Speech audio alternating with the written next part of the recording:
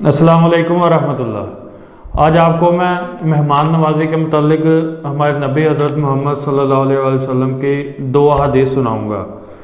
ایک حدیث ہے مسند احمد کی 9087 نمبر حدیث ہے۔ یہ ہمارے نبی علیہ السلام فرماتے ہیں کہ اس شخص میں کوئی بھلائی نہیں جو مہمان نوازی نہیں کرتا۔ یہ ہمارے نبی حضرت محمد صلی اللہ علیہ وآلہ وسلم نے فرمایا کہ مہمان نوازی کرنا ایک ایسا عمل ہے کہ جو بندہ یہ کام نہیں کرتا اس میں کوئی بھلائی نہیں ہے۔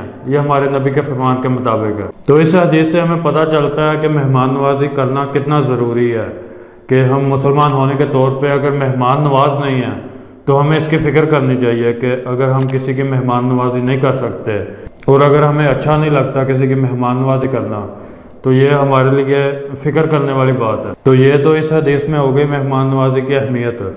ایک اور دوسری حدیث ہے مستدرک حاکم کی 7147 نمبر حدیث ہے۔ یہ نبی علیہ السلام فرماتے ہیں کہ کوئی شخص اپنی طاقت سے زیادہ مہمان کے لیے تکلف نہ کرے۔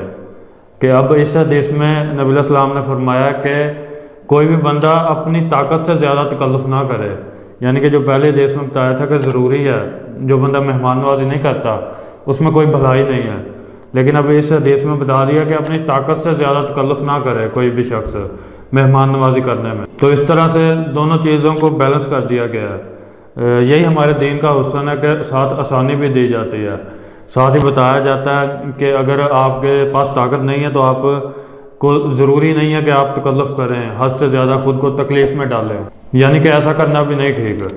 پہلے تو یہ ہے نا کہ مہمان نوازی جو نہیں کرتا اس میں بھلائی نہیں ہے، اس کا یہ کہا گیا، لیکن حد سے زیادہ تکلف کرنا، خود کو تکلیف میں ڈالنا، یہ بھی ضروری نہیں۔ تو اس طرح ہمیں ان احادیث سے پتہ چلتا ہے کہ جو بندہ استطاعت رکھتا ہے کسی کی مہمان نوازی کرنے کی، کہ وہ اچھے طریقے سے کسی کی مہمان نوازی کر سکتا ہے، تو اس کو چاہیے کہ وہ لازمی طور پہ اچھے طریقے سے اس کی مہمان نوازی کرے اپنے کسی بھی مہمان کی جو اس کو ملنے آتا ہے، تو اس کی مہمان نوازی کرنا اس کے لیے ضروری ہے۔ اور لیکن اگر وہ حیثیت نہیں رکھتا تو پھر اپنی طاقت کے مطابق جتنی اس کی استطاعت ہے اتنی وہ کرے۔ تو یہ مہمان نوازی کے متعلق میں نے آپ کو دو احادیث سنائی ہیں کہ ہمارے دین اسلام میں کس طرح سے مہمان نوازی کی کیا اہمیت ہے اور کس طرح سے اس پہ عمل کرنے کا، اس کو کرنے کا کیا طریقہ کار بتایا گیا ہے۔ اس حوالے سے میں نے دو احادیث آپ کو سنائی۔ اب انشاءاللہ نیکسٹ ویڈیو کے ساتھ ملیں گے۔